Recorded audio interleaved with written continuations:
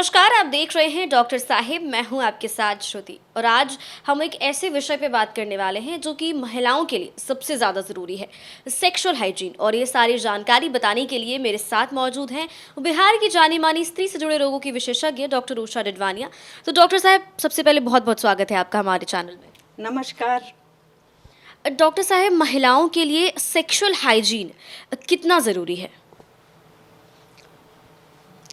Sexual life तो एक हर महिला के जीवन का नॉर्मल पहलू है, सामान्य है। तो इसकी साफ सफाई, स्वच्छता बहुत ज़रूरी है। और मुझे लगता है कि इस विषय पर महिलाओं को जानकारी भी बहुत कम है। संभोग के बाद महिलाओं को अच्छी तरह अपने जननांगों की सफाई करनी चाहिए। अब वो ऐसा नहीं है कि जाके साबुन पानी लेके धोने लगें, ऐसा नहीं है। उसको सादे पानी से आप साफ़ कर सकते हैं, गीला ना रहने दें, उसे टिश्यू पेपर या सूखे कपड़े से पोंछ लें। अगर आप नहीं धोना चाहते हैं तो आप एक गीले तौलिए से भी पोंछ के छोड़ सकते हैं। यदि आप उसकी सफाई नहीं रखते हैं तो आपको एलर्जी या इन्फेक्शन होने का डर होता है। इसके अलावा बहुत महिलाओं को मैं देखती हूँ कि वो डूशिंग करती हैं। डूशिंग का अर्थात पानी का या उसमें कभी डिटॉल डाला और उससे पानी के छिड़काव से वॉश करती हैं। और बहुत तरह के सेंटेड बहुत सारे परफ्यूम और बहुत सारे एंटीसेप्टिक लोशन आते हैं, उनको भी वो लोग लगाती हैं।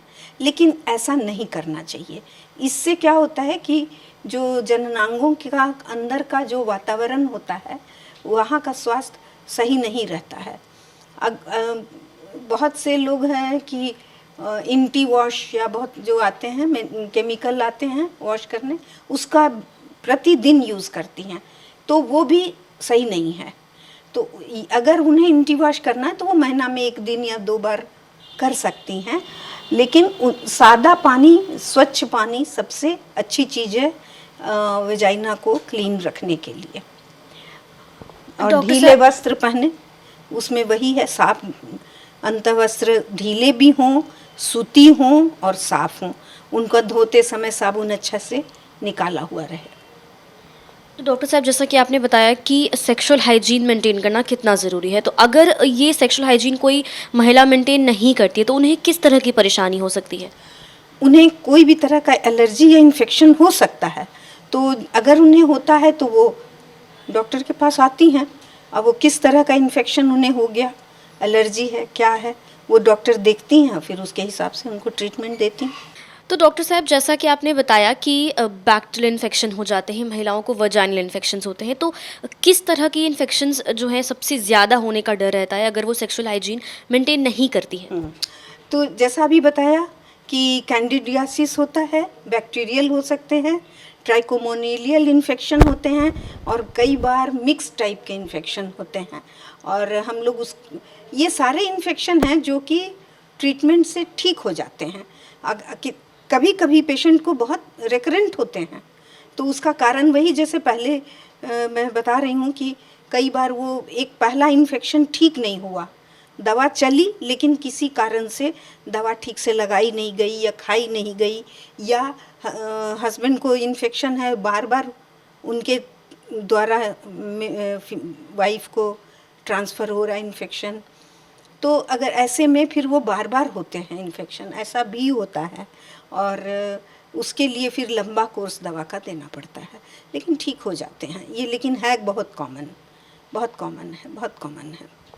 तो डॉक्टर साहब, किसी को अगर ये सेक्सुअल हाइजीन के कारण इन्फेक्शंस हो गए हैं तो उन्हें सबसे ज़्यादा किस चीज़ से बचाव करने की ज़रूरत है? साफ सफाई।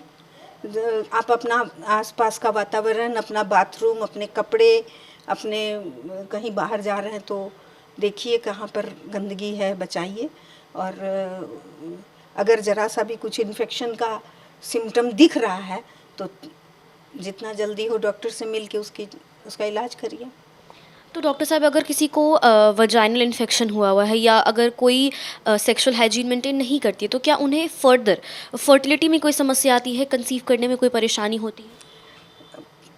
जिनको इनफर्टिलिटी होती है उन लोगों में इन्फेक्शन हम लोग सबसे पहले रूल आउट करते हैं।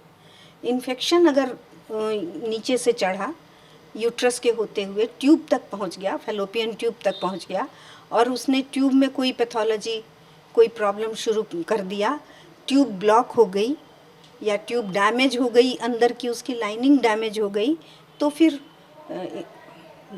कंसीव करने में दिक्कत आती है। ये बहुत इम्पॉर्टेंट है। तो बहुत बहुत शुक्रिया डॉक्टर साहब, आपने जो सारी जानकारी बताई है सेक्सुअल हाइजीन को लेकर, उसके लिए बहुत बहुत शुक्रिया। धन्यवाद। उम्मीद करती हूँ डॉक्टर साहब ने सेक्सुअल हाइजीन को लेकर जो सारी जानकारी बताई है आपने उन्हें ठीक से सुना और समझा होगा। अगर आप इस वीडियो को फेसबुक पर देख रहे हैं तो पेज को लाइक करें, यूट्यूब पर देख रहे हैं तो चैनल को सब्सक्राइब करें। डॉक्टर साहब से आपके क्या सवाल है हमें कॉमेंट कर या मेल बॉक्स के माध्यम से आप बता सकते हैं। वीडियो देखने के लिए आपका शुक्रिया।